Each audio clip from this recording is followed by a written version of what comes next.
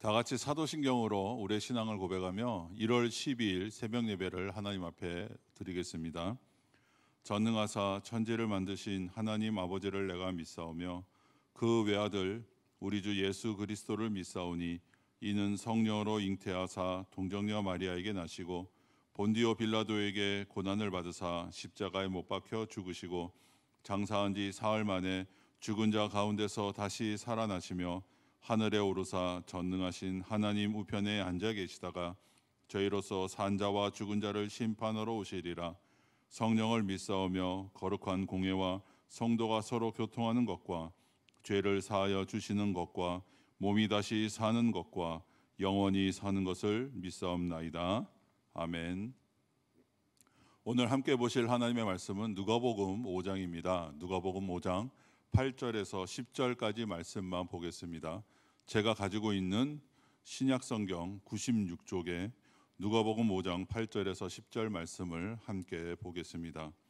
시몬 베드로가 이를 보고 예수의 무릎 아래에 엎드려 이르되 주여 나를 떠나소서 나는 죄인으로 소이다 하니 이는 자기 및 자기와 함께 있는 모든 사람이 곡이 잡힌 것으로 말미암아 놀라고 세베대의 아들로서 시몬의 동업자인 야고보와 요한도 놀랐음이라. 예수께서 시몬에게 이르시되 무서워하지 말라 이제 후로는 내가 사람을 취하리라 하시니. 오늘 저희들이 읽은 이 본문 말씀은 누가복음 5장 1절에서 11절까지 말씀입니다. 이 본문에서 누가는 4장에서 간단하게 이름만 소개된 베드로를 중심으로 많은 고기를 낚는 기적과 또 베드로의 부르심을 함께 기록하고 있습니다. 이러한 기적적인 사건의 배경은 바로 게네사렛 호숫가입니다. 이곳에서 예수님이 많은 무리에게 하나님의 말씀을 가르치셨다라고 1절과 4절에서 이야기하고 있습니다. 그런데 이 배경은 누가복음에만 등장합니다. 다른 복음서들을 보시면 예수님께서 갈릴리 호숫가를 지나시다가 베드로와 다른 제자들을 부르신 것으로 단순하게 그렇게 기록하고 있습니다. 이들 기록에는 고기를 낚는 사건이 제자들을 부르심과 긴밀하게 연결되어 있지 않음을 우리는 볼 수 있습니다. 이렇게 누가의 기록에서만 예수님께서 많은 무리를 말씀으로 가르치시고 기적을 행하신 사건을 연결시킨 것은 제자들의 선택이 무엇을 의미하는지 우리에게 분명하게 이야기하고 있습니다.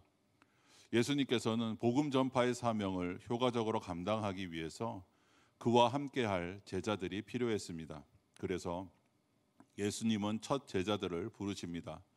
그리고 제자들의 역할이 무엇인가를 분명하게 해주기 위해서 기적을 행하시기 전에 몰려든 많은 무리에게 하나님의 말씀을 가르치셨고, 그리고 이 가르침을 고기를 낚는 사건과 연결하고 또 앞으로 베드로가 사람들을 낚으리라라고 그렇게 말씀하고 계시고 있습니다.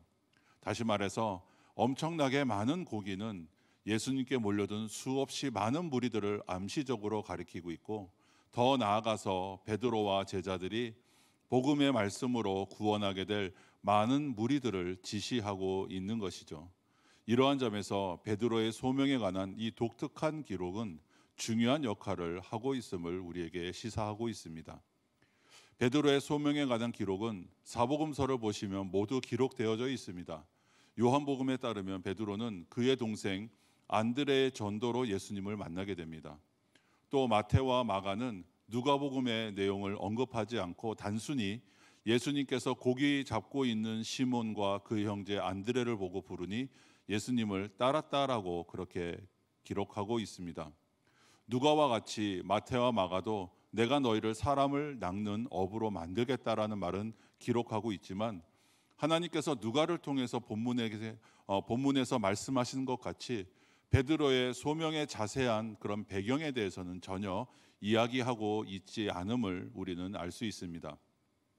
또 다른 점은 마태와 마가는 베드로가 제자로 부름을 받은 후에 예수님께서 베드로의 장모의 집에 들어가 그 장모의 열병을 치료했음을 기록하고 있는 반면에, 누가는 베드로의 소명 사건을 다루기 전에 베드로의 장모의 열병을 치료한 사건을 먼저 기록하고 있음을 우리는 알 수 있습니다. 그렇다면 왜 누가는 마태와 마가와는 다르게 그렇게 기록했을까요? 이러한 차이는 두 가지의 의미를 가질 수 있습니다. 먼저는 예수님과 베드로 사이에는 서로 밀접한 관계가 있었다라는 것을 우리에게 보여줍니다.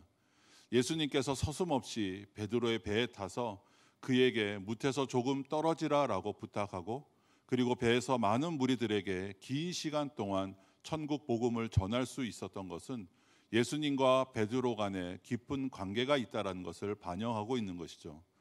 또 다른 한편으로는 베드로가 예수님의 부탁을 들어줄 수 있었던 점을 설명하고 있는 것입니다. 아마도 베드로는 예수님이 그의 장모의 열병을 치료해 준 그 은혜에 대한 감사로 예수님께서 그의 배를 사용하도록 기꺼이 허락한 것으로 우리는 생각할 수 있습니다. 하지만 베드로는 거기까지만 생각했지 그 이상을 예상하지 못했을 것을 우리는 생각해 볼 수 있습니다. 예수님은 베드로의 배를 사용하시는 데 있어 베드로가 알지 못하는 숨은 의도를 가지고 있었다라는 것을 우리는 좀 생각해 볼 필요가 있습니다. 이것은 베드로를 제자로 삼으려고 하는 주님의 주권적인 의도와 목적이 있다라는 것을 우리에게 보여줍니다. 예수님은 물가에 모인 많은 무리들에게 복음을 전파하는 것과 함께 베드로를 제자로 불러서 복음 전파의 소명을 부여하려는 목적을 가지고 계셨습니다. 예수님은 베드로의 배에서 많은 무리들에게 복음을 전한 후에 그의 관심을 바로 베드로에게 돌렸습니다. 예수님이 장시간 동안 그의 배에서 복음을 증거할 때 아마 베드로의 속은 많이 상해 있었을 것입니다. 세상 말로 말하면 이날은 그에게는 정말 재수가 없는 날이었습니다. 왜냐하면 밤새도록 고기를 잡았지만 고기 한 마리도 잡지 못했기 때문이다라고 5절에서 그 이유를 우리에게 알려줍니다. 이러한 날에 예수님이 그의 배에 들어와서 배를 무태서 조금 떨어뜨리라고 했을 때 아마도 베드로는 마음이 상했지 않았을까, 저는 그렇게 생각됩니다. 예수님은 일부러 또 그리고 의도적으로 베드로의 배를 선택한 것입니다. 만일 예수님이 그러한 숨은 의도를 가지고 계시지 않았다면 굳이 베드로의 배를 이용할 필요가 없었을 것입니다. 왜냐하면 2절에서 언급하는 것처럼 거기에는 또 다른 한 배, 즉 요한의 배라고 추정되는 배가 있었기 때문입니다. 또 요한은 예수님과 친인척 관계였습니다. 이 점에서 볼 때 예수님은 요한의 배를 사용할 수 있었던 것으로 보이지만 예수님은 요한의 배를 사용하지 않으셨습니다. 그 이유는 베드로의 배를 사용하려고 하시는 숨은 의도를 가지고 있었기 때문이다라고 저는 그렇게 생각됩니다. 예수님의 이 숨은 의도는 예수님이 말씀을 다 증거하신 후에 비로소 우리에게 표면적으로 가르쳐 주기 시작합니다. 오늘 베드로는 굉장히 많은 물고기를 낚게 됩니다. 많은 물고기를 낚은 그 사건을 과연 우리는 어떻게 이해해야 될까요? 이것을 베드로가 예수님께 보인 희생 또 순종에 대한 그 하나님의 축복으로 우리는 봐야 할까요? 우리는 이 사건을 베드로가 예수님에게 배를 빌려주고 또 그의 말씀에 순종했으니 바로 이러한 행위에 대한 보상으로 하나님께서 축복해 주셨다라고 이렇게 생각할 수도 있을 수 있습니다. 그러나 이러한 이해보다 더 중요한 것은 베드로 자신의 반응입니다. 베드로의 반응은 우리가 방금 말한 생각과 전혀 다르게 반응하고 있다라는 것이죠. 우리는 이 베드로의 반응에 주목해야 할 필요가 있습니다. 베드로는 이 기적을 그의 순종에 대한 하나님의 축복 또 혹은 물질적 이런 보상으로 이해하지 않았다라는 사실입니다. 그는 기적을 통해서 두 가지를 깨닫게 된 것입니다. 첫째는 이 기적을 예수님에 대한 정체와 자신의 정체를 알려주는 하나님의 계시의 말씀으로 이해하고 있다라는 사실입니다. 어쩌면 많은 고기를 잡았기 때문에 그는 신이 나서 어깨가 으쓱해야 할 그때에 참으로 누구도 얘기하지 않았던 그러한 행동을 했습니다. 그는 자기 앞에 서신 그 예수님이 어떠한 분이시더라는 것을 알게 된과 동시에 자신의 정체를 알게 되었다라는 사실이죠. 즉 베드로는 그 사건을 통해서 두 존재를 발견하게 된 것입니다. 그러자 베드로는 예수님의 발 앞에 무릎을 꿇고 이 엄청난 사실을 8절 말씀에서 이렇게 고백합니다. 주여 나를 떠나소서 나는 죄인으로소이다. 조금 전에만 봐도 성가시게 보였던 그 예수님이 그냥 보통의 사람이 아니라 물속에 있는 고기들을 자신의 뜻대로 조정하는 주권자임을 보게 된 것입니다. 이러한 깨달음과 아울러 주권자이신 예수님 앞에서 자신의 진정한 정체를 베드로가 보게 된 것이죠. 그러한 주님 앞에 자신은 절대로 설 수 없는 죄인이다라는 사실을 베드로가 깨달은 것입니다. 베드로는 이 기적을 통하여서 자기 옆에 있는 예수님의 존재와 자신의 죄인된 존재를 함께 보게 된 것이죠.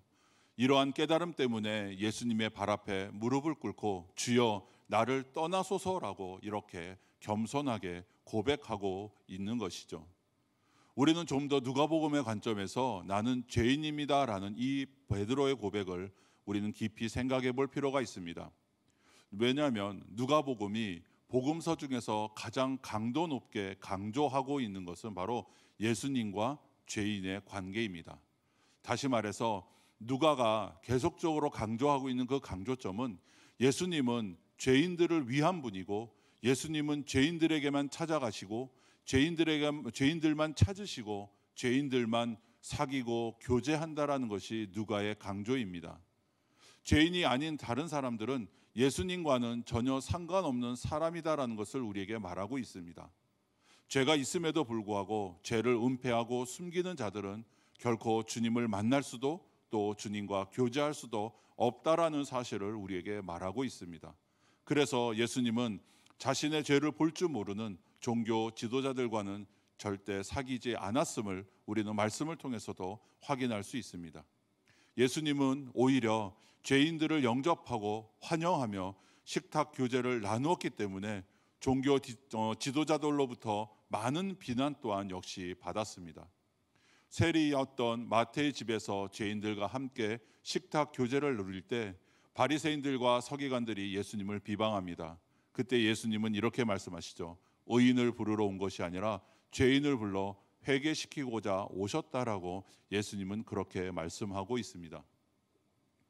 누가복음에 등장하는 죄인들과 예수님과의 관계에 있어서 중요한 점은 바로 죄인들이 예수님을 찾아오는 것이 아니라 예수님이 죄인들을 찾아가신다라는 사실입니다.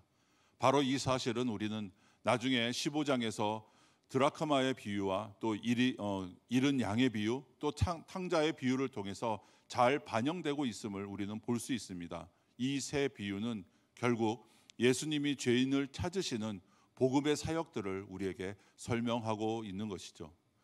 누가가 그려주는 예수님과 죄인의 관계를 우리가 생각해 볼 때 베드로가 예수님께 나는 죄인입니다라고 고백한 것은 예수님께서 베드로에게 가장 듣기 원하는 가장 고귀한 고백이었을 것입니다. 사실 베드로가 예수님을 향해서 나는 죄인이니 나를 떠나달라고 한 것은 그냥 쉽게 할 수 있는 그러한 고백이 아닙니다. 왜냐하면 첫째로 누가복음에서 죄인이란 말은 세리 같은 자들, 또 창녀같이 부도덕한 사람들, 악인처럼 특수한 경우에 사용되었기 때문이죠. 이에 반해서 베드로는 이 중 어느 경우에도 해당되지 않았기 때문에 그렇습니다. 또 둘째로는 예수님께 자기를 떠나달라고 베드로가 말했다라는 것은 베드로가 자기의 죄인된 신분의 그 심각성을 파악하고 있었다라는 것을 우리에게 가르쳐 줍니다. 이러한 고백을 하는 베드로에게 주님은 놀라지 말라라고 말씀하시면서 내가 너를 사람을 낚는 어부로 만들겠다라고 이렇게 말씀하십니다. 예수님은 벌벌 떨고 있는 베드로를 향해서 두려워하지 말라 하시며 내가 이제 후로는 사람을 낚는 어부가 되리라라고 그렇게 10절을 통해서 말씀하셨습니다. 사람 낚는 어부가 되겠다라고 하신 말씀은 예수님께서 베드로에게 사람을 낚아야 할 사명을, 사람을 취해야 할 사명을 깨닫게 하기 위해서 이 기적을 의도적으로 베풀어 주셨다라는 것을 우리에게 가르쳐 주고 있는 것입니다. 왜 예수님께서 베드로에게 그가 사람을 낚는 어부가 되게 할 것이다라고 이렇게 말씀하셨을까요? 이 말씀은 예수님께서 인간을 어떻게 이해하고 계시는가를 우리에게 가르쳐 주고 있습니다. 이것은 예수님께서 인간을 물에 빠진 불쌍하고 가련한 존재로 보셨음을 우리에게 말하는 것입니다. 인간이 물에 빠졌다라는 말에서 이 물이라는 단어가 구약에서는 여러 가지 의미로 사용됩니다. 심판과 또 축복 때는 혼돈의 세력으로 사용됩니다. 오늘 본문에서 물이 암시하고 있는 것은 하나님과 그의 백성의 영적인 원수로서 이 물이 사용되어집니다. 그래서 구약에서 물은 하나님의 원수, 또 하나님의 백성의 원수로 묘사됩니다. 하나님의 백성의 원수로 등장하는 물이 가져오는 것은 혼돈과 혼란과 무질서를 가져옵니다. 물은 영적으로 인간 세계에서 무질서와 혼돈과 불행을 가져오는 바로 사탄의 세력임을 우리에게 가르쳐주고 있는 것이죠. 그러므로 예수님께서 여기에서 인간이 사탄의 세력에 빠져서 고통당하고 있음을 가르쳐주고 있다는 것을 우리는 알 수 있습니다. 이러한 상황들을 우리가 관련해서 볼 때 중요한 점은 바로 인간은 사탄의 지배 아래에 있기 때문에 불행하다는 것입니다. 바로 이 점에서 인간은 고기와 대조되고 있습니다. 고기를 물에서 낚아 올리는 것은 고기를 죽게 만드는 행위라는 사실은 이미 우리가 다 알고 있는 사실이죠. 다시 말해서 고기들을 낚는 것은 하나님께서 살아가라라고 지정하신 그들의 존재와 삶의 양식에서 떠나게 하는 행위가 됩니다. 그렇기에 고기가 물에서 나오는 것은 고기에게는 불행이고 멸망이고 바로 사망입니다. 그러나 인간은 고기처럼 물속에 살도록 지음받지 않았다라는 사실을 우리는 기억해야 합니다. 인간은 하나님의 형상으로 지음받았기 때문에 하나님의 형상으로 살아야 합니다. 바로 이것이 인간이 존재하는 존재의 목적과 삶의 본질이고 양식입니다. 그러나 아담이 죄를 지음으로 인해서 하나님의 형상으로 지음받은 그 영광들을 상실하고 인간의 삶의 장소를 떠나 다른 영역으로 빠지게 되었다라는 사실입니다. 그 영역은 바로 혼돈과 무질서의 물로 표현되는 사탄의 지배와 세력으로 우리는 그렇게 알 수 있습니다. 그러기에 인간은 이러한 사탄의 이러한 지배하에 있는 그 무엇으로도 결국 우리는 행복할 수 없다라는 사실입니다. 그렇지만 인간은 이 사실을 모른 채 물이 인간의 삶에 그저 복된 환경인 줄로 착각하고 거기에 빠져 있는 줄도 모르고 우리는 삶을 살아갑니다. 또 물에서 나오려고도 조차 하지 않습니다. 그리고 인간이 거기서 헤엄쳐 나오려고 한다 할지라도 빠져나올 수 없다라는 사실입니다. 왜냐하면 사탄의 세력에 의해 자신이 완전히 속고 살고 있으면서도 속아 사는지 모르기 때문에 그렇습니다.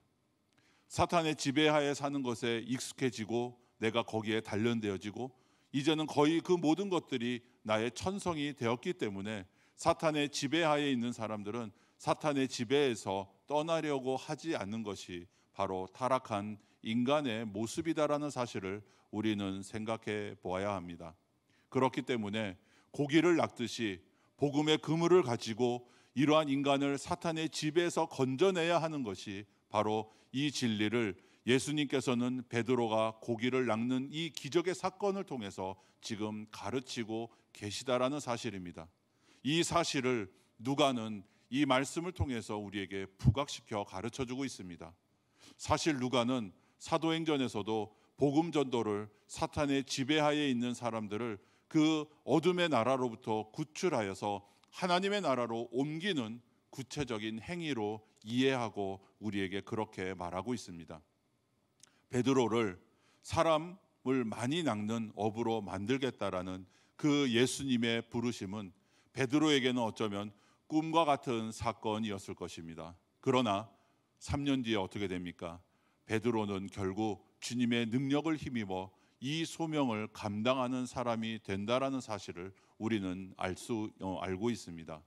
예수님께서 베드로를 결국 그러한 사람으로 만든 것입니다. 사도행전이 기록하듯이 사람을 한꺼번에 3,000명씩 낚는 사건이 그의 오순절 설교를 통해서 실현되었다라는 것을 우리는 말씀을 통해서 이미 알 수 있습니다. 그러나 그가 그렇게 되기까지는 여러 우여곡절이 많았다라는 사실도 우리는 기억해야 합니다. 예수님은 그렇게 많은 훈련의 과정들을 거쳐서 베드로를 사람을 낚는 어부로 만드시고 만 것을, 예수님께서 말씀하신 것을 그대로 이루신 것들을 우리는 오늘 말씀을 통해서도 우리는 배워야 합니다. 오늘 말씀을 통해서 우리의 모습들을 한번 돌아봤으면 좋겠습니다. 베드로와 같이 말씀이신 주님 앞에서 우리 자신들을 발견하고 그 주님 앞에 겸손하게 엎드리는 그런 저와 여러분이 되시기를 간절히 소망합니다. 이렇게 우리의 존재를 발견하게 됐을 때 두려움 가운데 있을지라도 그 두려움 가운데 있었던 베드로를 위로하시고 그리고 그 베드로를 사람을 낚는 어부로 세워가시는 그 주님의 손길을 느끼며 오늘 하루도 복된 하루로 삶을 살아가시는 저와 여러분이 되시기를 간절히 소망합니다. 기도하겠습니다. 하나님 아버지 감사합니다. 오늘 예수님이 베드로를 부르셨을 때 베드로의 반응을 함께 살펴보며 베드로가 나는 죄인입니다. 나를 떠나시옵소서라고 고백했던 그 고백이 우리의 고백이 되게 하여 주시옵소서. 자신을 발견하고 그리고 주님 앞에 엎드렸던 모습이 우리의 모습이 되게 하여 주시옵소서. 코로나와 한파 가운데 우리가 비록 영상으로밖에 드릴 수 없는 이러한 현실 앞에서 저희들의 무기력함과 저희들의 연약함을 다시 한번 보게 하시고 오늘 하루도 우리가 주님의 말씀을 앞에서 주저함 없이 엎드리게 하시고 그리고 두려워하지 말라 내가 너를 사람을 낚는 어부가 되게 하시겠다고 하신 그 말씀이 우리의 삶을 통해서 이루어져 갈 수 있도록 주님께서 역사하여 주시옵소서. 오늘 하루도 주님의 은혜 가운데 살아가는 복된 하루가 되게 하여 주시옵소서. 감사드리며 예수님의 이름으로 기도드리옵나이다. 아멘.